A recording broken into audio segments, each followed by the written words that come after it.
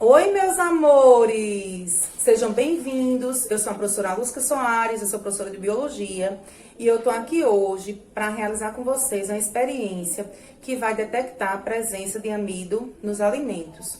Mas você sabe o que é amido? Você já ouviu falar? Você já consumiu algum alimento que contém amido? Se você não sabe a resposta para essas perguntas, então continue assistindo o vídeo que juntos nós vamos descobrir, certo? Gente, então vamos lá, né? Vamos falar um pouquinho do amido, para vocês se familiarizarem um pouco e compreenderem melhor a experiência. Gente, existe um grupo de alimentos chamados de carboidratos. Os carboidratos, eles são a nossa principal fonte de energia. É a nossa fonte primária. E sempre que nós falamos de carboidratos, o primeiro carboidrato que vem à nossa mente é a glicose. Carboidrato, glicose, certo? Só que não existe apenas a glicose. A glicose, ela pode se unir a outros carboidratos para originar outros carboidratos com outras funções. Porque nós sabemos que os carboidratos, eles têm a função energética, que é a mais conhecida, mas os carboidratos, eles também têm função estrutural, a exemplo da celulose, certo?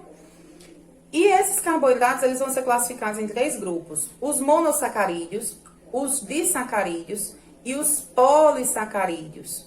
E dentro do grupo dos polissacarídeos vai estar quem? O carboidrato que vamos estudar na nossa experiência hoje, que é o amido. Então, para que você entenda um pouco melhor, eu trouxe aqui para vocês, ó, esse colar de bolinhas, certo? E vamos supor que esse colar ele seja um polissacarídeo. E por ser polissacarídeo, ele vai ter como unidade formadora glicose. E cada bolinha dessa aqui, gente, representa uma glicose, certo? Então, eu vou ter aqui a união de várias moléculas de glicose, formando um carboidrato longo, um carboidrato complexo. E é isso que o amido representa, um carboidrato de cadeia longa, formada pela união de várias moléculas de glicose, certo? Então, o amido é um carboidrato do grupo dos polissacarídeos formado pela união de várias moléculas de glicose. Quando nós estudamos o sistema digestório, nós vemos que a função do sistema digestório é fazer a quebra de macromoléculas em micromoléculas para que essas moléculas elas sejam absorvidas lá no intestino delgado, né, pelas microvilosidades, e depois a glicose seja transportada pelo sangue até que consiga entrar nas células para produção de energia, certo? Não é assim? Então, quando nós consumimos um alimento rico em carboidratos, esses carboidratos eles já começam a sofrer essa digestão na boca. Na boca acontece tanto a digestão química, que é a digestão que acontece com a participação das enzimas digestivas, quanto acontece a digestão mecânica, que é aquela digestão que não necessita das enzimas, né? Então, na boca nós temos os dentes para fazer a digestão mecânica e temos uma enzima chamada de pitialina ou amilase salivar. Então, assim que um alimento rico em amido ele entra na nossa boca, esse amido já começa a sofrer digestão enzimática. A pitialina ou amilase salivar já começa a fazer a digestão ali daquele amido, certo? E esse amido, já na boca, ele começa a ser quebrado. Esse carboidrato de cadeia longa, ainda na nossa boca, ele começa a ser quebrado. Essas moléculas de glicose, elas começam a ser separadas, certo? E para que tem essa necessidade de se separar? Porque é uma cadeia longa, um carboidrato de cadeia longa, que vai ser quebrada, é uma macromolécula que tem que ser quebrada para se transformar numa porção menor, para ser absorvido e assim conseguir entrar na nossa célula, certo? Gente, então vamos lá, né, para nossa experiência de hoje. E para a gente realizar essa experiência, que é bem simples, nós vamos precisar de quê? Nós vamos precisar de água, certo? E vamos precisar do iodo, que tá aqui, ó. Água, iodo e no caso, um contra-gotas, né? Que é o que eu tenho em casa. Não tenho um pipetador, certo?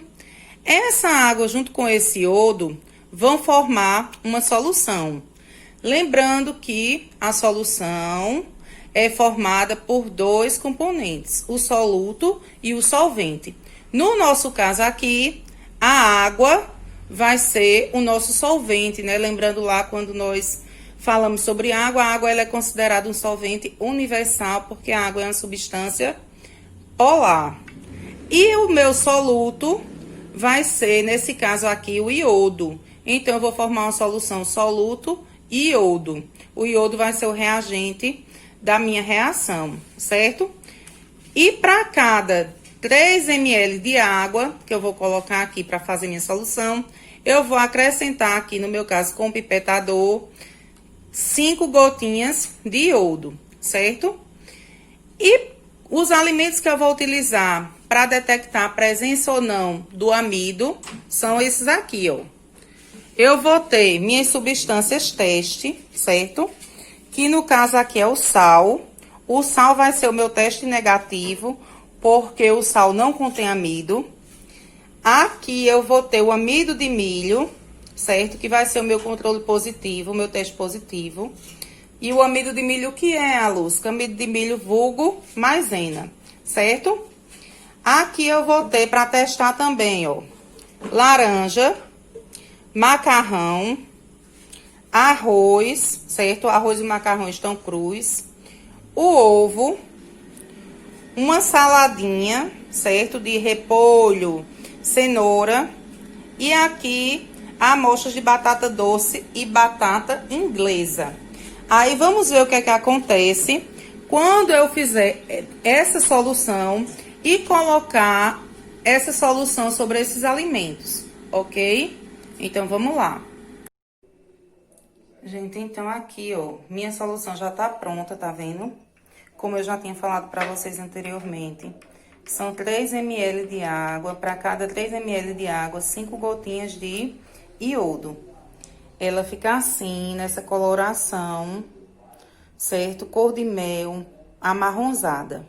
E agora, como é que a gente vai proceder com os alimentos? Em cada alimento desses, a gente vai colocar 5 gotinhas da nossa solução, certo? De água com iodo. Como eu já tinha falado anteriormente para vocês, aqui, ó, eu tenho o amido de milho, a maisena. A maisena, ele é o nosso teste positivo, porque é uma substância rica em amido, certo? E aqui eu vou ter o sal.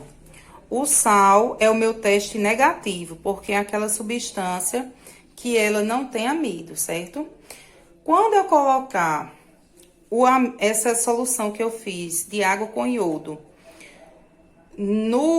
na maisena, no amido de milho, a gente vai perceber que ele vai ficar com a coloração escura, certo? E isso vai acontecer por quê? Porque o amido, ele vai ter uma interação com o iodo, certo? E aqui nós vamos perceber que o iodo não vai interagir com o sal, porque o sal ele não tem amido, e se não tem o amido não vai haver essa interação, certo? Então, vamos lá, você pega aqui, ó, a sua soluçãozinha, pega o contra-gotas, certo? E aqui eu vou colocar, certo? E a gente já vai percebendo que à medida que eu vou colocando, ele vai ficando de que cor? Vai interagindo e vai ficando com a coloração escura, ó. Ele vai ficando preto.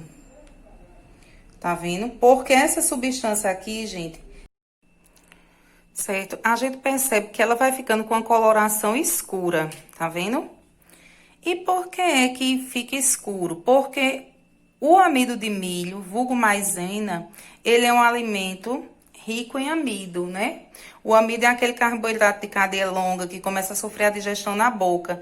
Ele vai ser quebrado em pedacinhos menores, que são as moléculas de glicose, que vão ser absorvidas lá no intestino delgado, né, gente? Como nós vimos no início do vídeo. Já aqui com o sal, gente, o que é que acontece? Vamos colocar nossa solução aqui no sal. A gente percebe que não há mudança de cor da solução. Nossa solução, ela irá amarronzada, e quando eu coloco no sal, ela fica da mesma cor. Ou seja, não há interação entre o amido e o iodo, porque o sal não tem amido. Onde não houver interação, os alimentos eles vão ficar nessa cor aqui, certo? Vamos ver aqui dos nossos alimentos, quais deles são ricos em amido e quais não são. Aqui eu tenho a batata inglesa e a batata doce. Quando eu colocar aqui, ó, o iodo, o que é que vai acontecer? Vamos colocar as gotinhas e vamos ver se há interação, se ocorre mudança de cor. A gente já tá vendo aqui, ó, na primeira rodelinha da batata inglesa, que já tá havendo mudança de cor, né? Já tá ficando preto. Vamos ver aqui na batata doce também se há essa interação, certo? E a gente já pode observar aqui que em todas as batatas houve a mudança de cor. Todas elas foram ficando pretas. Houve a interação do amido com o iodo, né?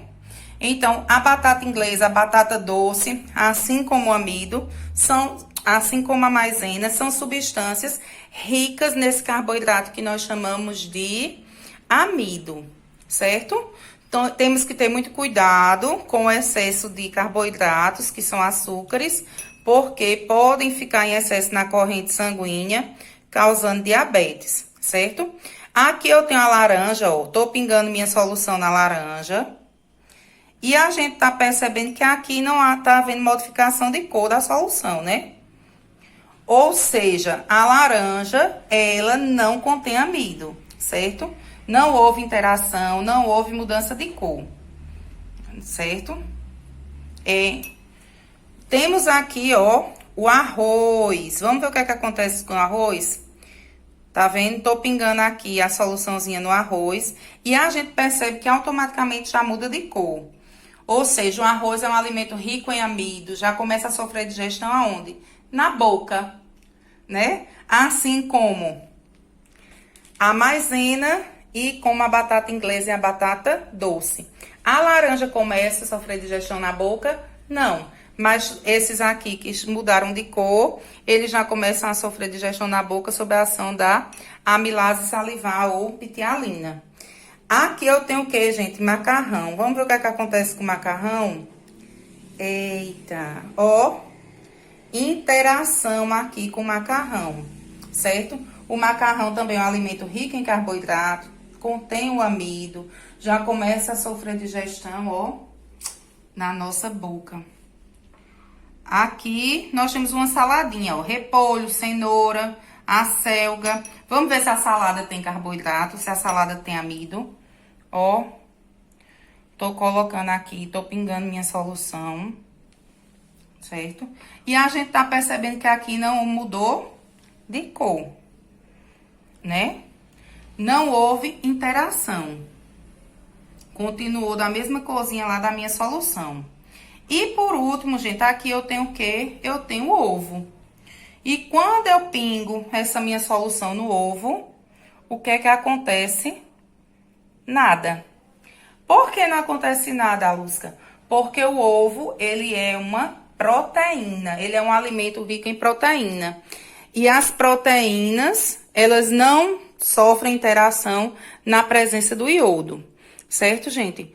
Essa é uma experiência simples, dá para você fazer aí em casa, para você detectar quais alimentos contêm amido ou não. Você pode até reproduzir essa experiência com outros alimentos. Lembrando que é importante a gente ter cuidado com os alimentos ricos em carboidrato, porque eles vão liberar muita glicose na nossa corrente sanguínea e o excesso de glicose pode ocasionar uma doença chamada de diabetes, certo? Então, espero que vocês tenham gostado do vídeo. Um cheiro, fiquem com Deus e até a próxima!